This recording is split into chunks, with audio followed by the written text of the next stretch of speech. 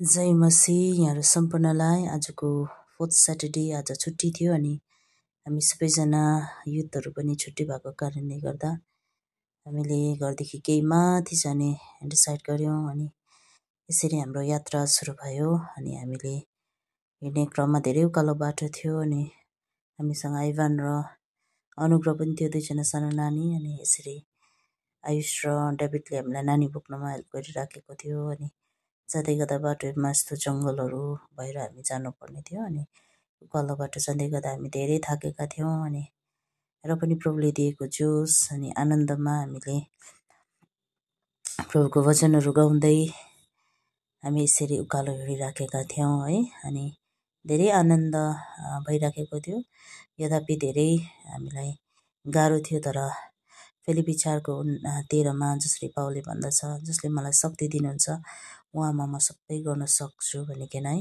अनि यसरी ठाउँ ठाउँमा प्रभुको सुन्दर सृष्टिलाई हेरिकन हामीले एकदमै प्रभुको प्रशंसा गरिरहेका थियौँ अनि उकालो बाटो थियो, निरन्तर यात्रा हाम्रो जारी थियो अनि बाटोको बिचहरूमा हामी यसरी बिसाउँदै प्रभुको भजनहरू गाउँदै उहाँलाई ताली बजाउँदै कतिजना प्रभुको जोसमा नाच्दै गाउँदै हामी यसरी आनन्द बनाइराखेका थियौँ। परमेश्वरले बनाउनुभएको सुन्दर सृष्टिलाई हेरिकन हामी धन्यवाद दिइरहेका थियौँ अनि एकदमै आनन्द अनि आशिषमय समय हामीले आजको दिन यसरी बिताउन पायौँ। अनि हामी निरन्तर फेरि पनि हामी हिँडिराखेका थियौँ यात्रामा। यसरी बिचबिचमा हामी ठाउँ ठाउँमा बिसाए भए पनि हामी निरन्तर उकालो बाटो लागिरहेका थियौँ अनि एकदमै जङ्गलको बाटोमा जाँदै गर्दा कतिवटा ठाउँमा एकदमै गाह्रो थियो अनि कतिवटा ठाउँमा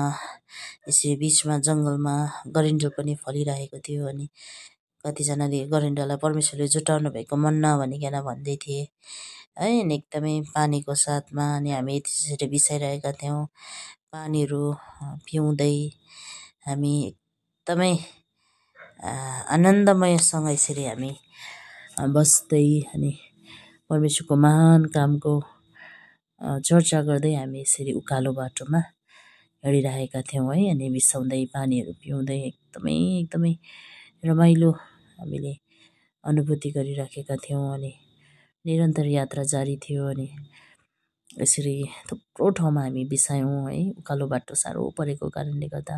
अनि कतिवटा ठाउँमा चाहिँ लट्ठीको सहारामा म हिँडिराखेको थिएँ अनि कतिजनाले नानी टर्न वाइज बोकिराखेको थियो अनि बाटो पनि कतिवटा ठाउँमा एकदमै चिप्लो भएको थियो अनि र पनि है एकदमै वेदर एकदमै राम्रो थियो। आजको वेदर शीतल, घाम लागेको थिएन अनि बाटोमा विभिन्न किसिमको यस्तो झारजङ्गलहरू हामीले हेर्न पायौँ।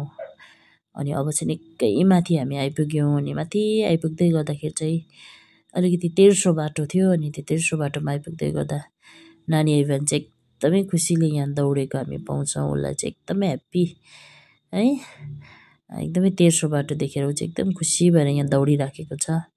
अनि अब चाहिँ हामी अलमोस्ट हाम्रो हामीले सोचेको ठाउँमा हामी आइपुगेका थियौँ अनि बाटोको बिचमा थाक्दै गर्दाखेरि चाहिँ यसरी बस्दै हामी आइपुग्नु लागेका थियौँ अनि माथि तपाईँले घरहरू देख्न सक्नुहुन्छ। अब चाहिँ हामी निकै नजिक आइपुगिसकेका थियौँ अनि यसरी एकअर्कामा खुसी भएर हामी अगाडि बढिरहेका अवस्था अनि धेरै विभिन्न प्लान्टहरू हामीले देख्न पायौँ बाटोको बिचमा, नेभाराको रुखहरूदेखि लिएर अनि बिचमा जङ्गलको बिचमा गरिन्डल है, थुप्रो कुराहरू हामीले देख्यौँ। अनि फाइनली हामी यो ठाउँमा आइपुग्दा गर्दा हामी खुसी भएका थियौँ अनि सबै थकानहरू पनि हामीले बिर्स्यौँ यो ठाउँमा आइपुग्दाखेरि, किनभने यति साह्रो सुन्दर ठाउँ है प्रभुले। अनि यहाँनिर हामी एकजना भाइकोमा आयौँ अनि आएपछि एकछिन हामी रेस्ट गऱ्यौँ अनि फेरि पनि यसरी फुलहरू मजाले उहाँले लाउनु भएको रहेछ, फुलहरूलाई हेऱ्यौँ है। हामीले घरहरू घुम्यौँ अनि त्यसपछि हामीले निकै बसेर हामी चियासिया खाएर गफसफ गरेर रमाइलो समय हामीले उहाँहरूसँग बिताउन पायौँ। अनि एकदमै दामी जग्गा यहाँनिर शीतल, माथि डाँडामा घर भएको कारणले गर्दा एकदमै शीतल थियो अनि यसरी प्लान्टहरू है खुर्सानी तपाईँले देख्न सक्नुहुन्छ एकदमै खुर्सानी डल्ले खुर्सानी उहाँले लाउनु भएको रहेछ। अनि मौरीको डुँरहरूदेखि लिएर यस्तो दामी जग्गामा हामी आइपुग्यौँ। अनि यहाँ आइपुग्दा चाहिँ हामीले हाम्रो थकान त्यो सबै कुरालाई बिर्स्यौँ हामीले।